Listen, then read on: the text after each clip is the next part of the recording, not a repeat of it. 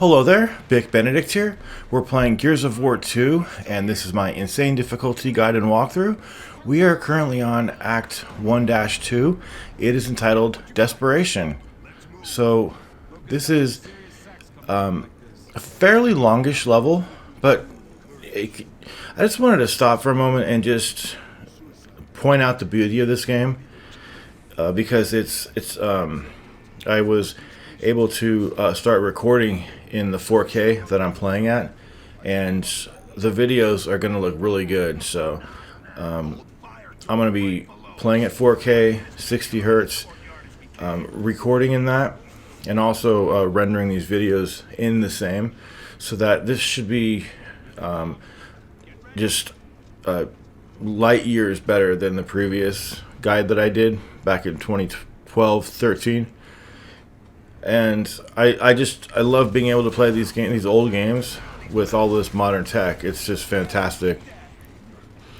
Now they start you off with a Lancer, and the Hammerburst for Gears of War 2. It has the same reticle as the Lancer. So the Lancer and the Hammerburst, same reticle. They share it. The main reason that I like to use the Hammerburst is because you can zoom in with its reticle, which can be helpful for just seeing further into the distance than you ordinarily could. But it's also good for headshots too. Now, on this game, you can use the third-person cover trick.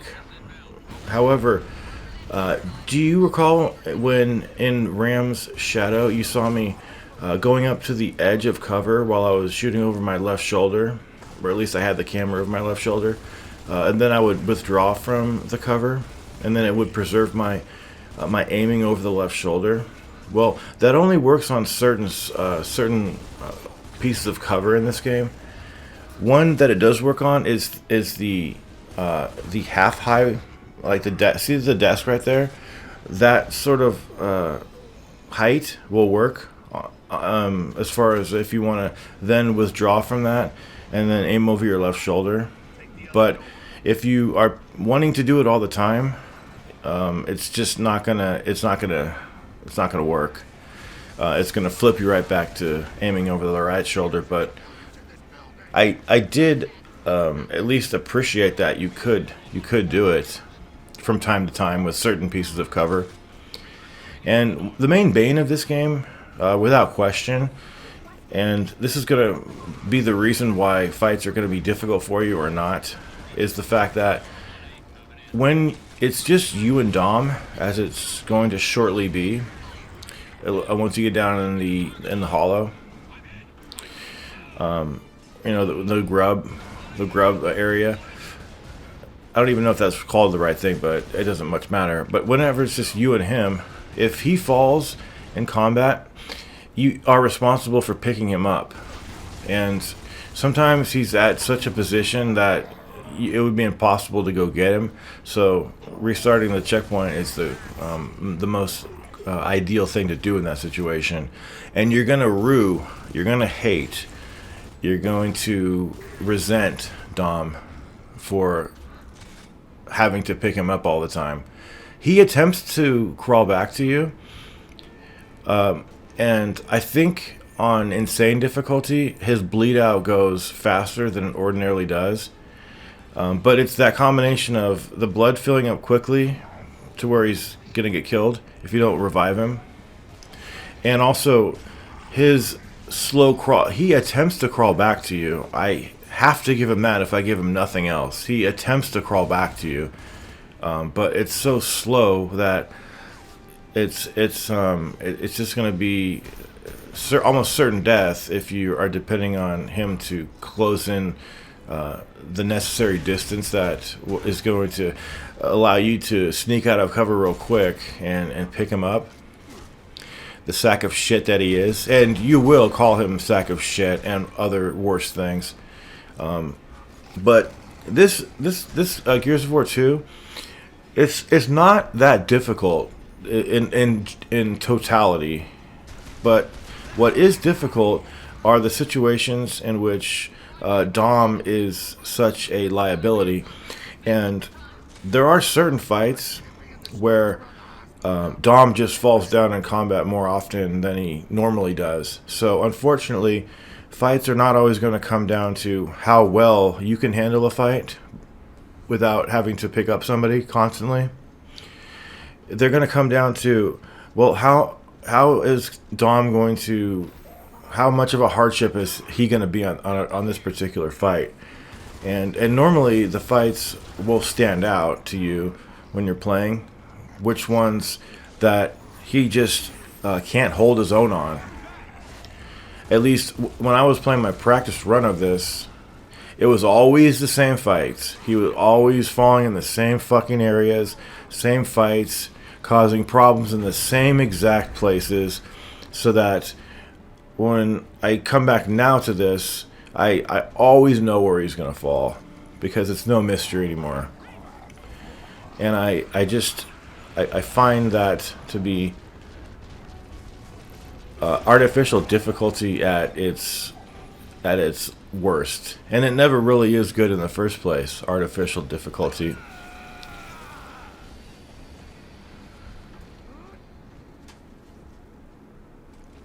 So you just have to deal with it. They changed it. I mean, this is the only one of the games where it's like this, and it's pretty sad too.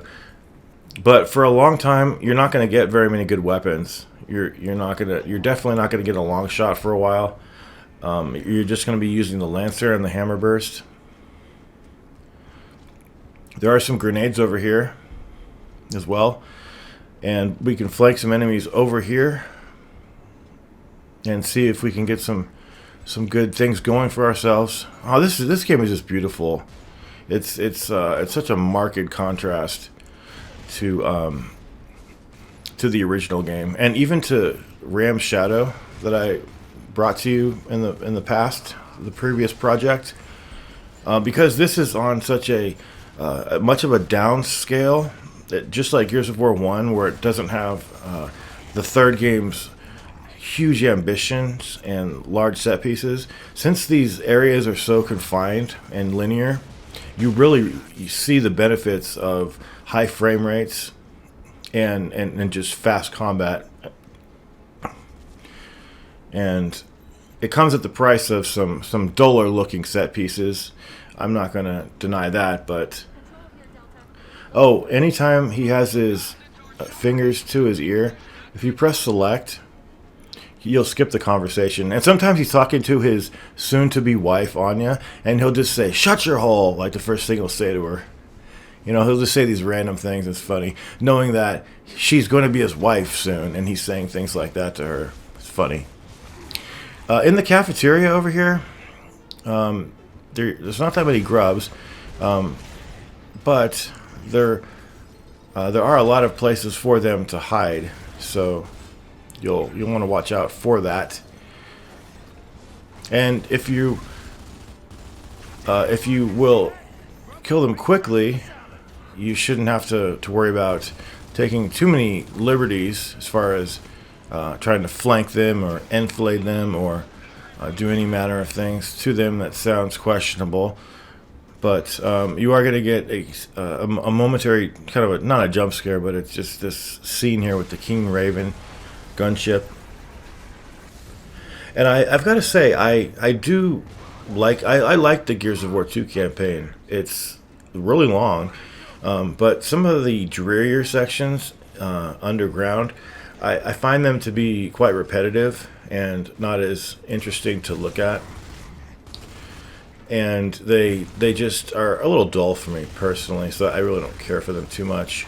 I really love the environs that are in the cities and things like that. I do definitely appreciate that we have a lot of vast and different areas that we go to. So it's never like you're getting burned out on an area unless you really don't like it. But and as far as hoarding grenades and things like that, early on, don't worry about it. Really, I mean, if you want to go around and make sure you pick up everything, that's your own prerogative. But we will come down here, and I believe we have one section left before we're outside again. There's going to be 2 locations where enemies spawn out of these doors. There are the blue double doors to the left and to the right. And this game is really easy to predict because if you aim your reticle over one of the sets of doors, the doors that will be the ones that open will be the ones that you're not aiming your reticle over. So I think I try to do a little bit of grenade tacking over here.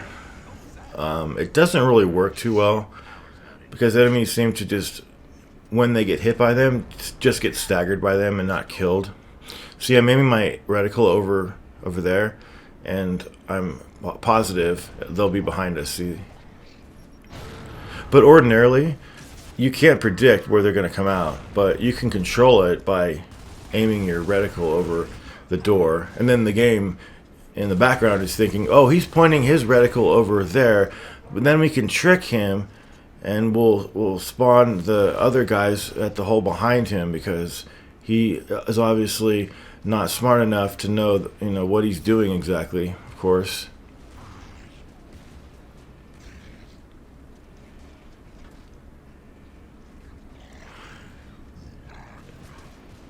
But there's a little bit left after this, and it's quite fun because you're going to be out on a city street. We got a headshot on that guy. It was an accident, a big accident waiting to happen, like my birth. What do we have in here? Any frag grenades? Ammo? Oh, ammo. There's some ammo.